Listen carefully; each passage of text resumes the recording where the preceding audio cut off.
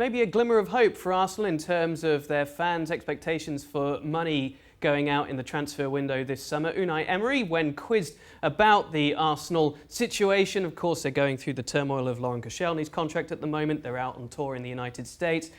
The supporters groups have got together, they're lobbying the ownership. The Cronkies have responded, but Emery also responding with this statement. And notably, Shaka, down at the bottom, we are talking about the possibility of signing very big, very expensive players. Now, Arsenal, of course, criticised already by the press of not having a big war chest for this summer. But can the fans be optimistic about that?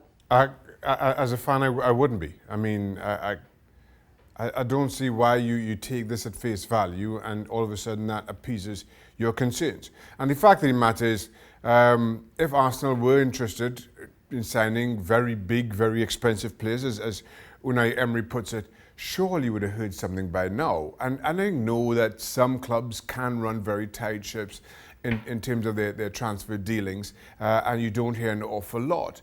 But 99% of the time, when you are talking about these kinds of players and the kinds of prices that involved, that Unai Emery is certainly implying here, it's not a simple process. There are a number of different parties involved in the process, and you inevitably hear some speculation. Now, whether the club officially comments on that speculation or not is another thing. But you do hear some rumours coming out. You do hear some whispers. And as far as Arsenal are concerned, I've heard absolutely nothing to suggest that they're in the market for very big, very expensive players. How do you rate them overall? Is the criticism really that fair? Because I took a look back at the last 6 years. Net transfer spend, £290 million. They can't be held accountable, surely, for the market going up and up and up and up when they can't compete with the same financial wealth that a Manchester City, a PSG, who obviously have pushed those numbers. Is it really fair for Arsenal, who've brought in players, broken their transfer signings, the record signings over the last few acquisitions of Aubameyang, Lacazette, Ozil going back, can they really be expected to shell out more and more? Listen, it depends on who you're comparing them to. If you're comparing them and their spending power or willingness to spend to Manchester City and PSG, well then no. But a few years ago, even Gazidis comes out and says, now that we have the new stadium and we've got those finances under control, we'll be competing with the biggest clubs in world football in terms of acquisitions. Now that is yet to happen. We're still waiting on that to transpire.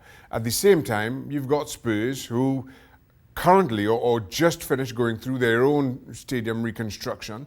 They've not spent an awful lot of money themselves either, but they've certainly eclipsed Arsenal in terms of the pecking order in the Premier League. And that means an awful lot to the fans of both these North London clubs. So you do wonder, what is a comparison or what is a realistic expectation for Arsenal here? And for me, they're failing. And if you want to talk about the squad, Lacazette and Aubameyang aside, Ozil, for me, once was one of the great midfielders in world football. I don't think he's that anymore. Certainly not consistently enough, but you're not going to be able to get rid of him because of that hefty contract.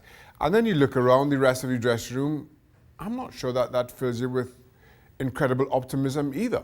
I like Lucas Torreira, but I'm not sure how many other squads in the top four he gets into. I like Guendouzi, but I don't think he is anywhere near to being a finished article or the player that Arsenal need right now. I think he will be in a few years' time, but not the player that they need right now. And then everybody else, you just kind of and ha and wonder. So you understand the concern. And as much as, again, going back to Unai Emery's statement, you want to sign big, expensive players, I think Arsenal need a few if they are to see themselves finish and compete realistically, getting into the top four again. Those comparisons with Spurs are fair and will always be there, of course, for natural reasons. They finished a couple of points away from the top four last year. They did reach a European final, their first in 13 years. This year for you, do they finish closer to Spurs or further away? As of right now, I think they finished further away from Spurs. And listen, and as much as you want to take a snapshot of the season or the end of the table for the end of last season and say, yeah, we're not really that far off in actual fact. The fact remains is teams are playing for a finite number of points. So even though clubs are maybe moving away from you, that's not reflected in a point spread. I just don't feel at any point Arsenal were good enough or consistent enough to suggest that they're a better run club than Spurs. And again, we're keeping in mind that Spurs spent absolutely zero money, or just about zero money, over the last couple of seasons. I expect that to change. And without any kind of speculation right now as to what's happening at Arsenal, I don't see them closing that gap either. Okay, so while the ownership talk about stability, the fans are demanding proof of that ambition, and we'll see if it's going to be Tierney, if it's going to be Zaha, or another big name to go with that comment from Unai Emery about the club being very interested in signing big, expensive players this summer.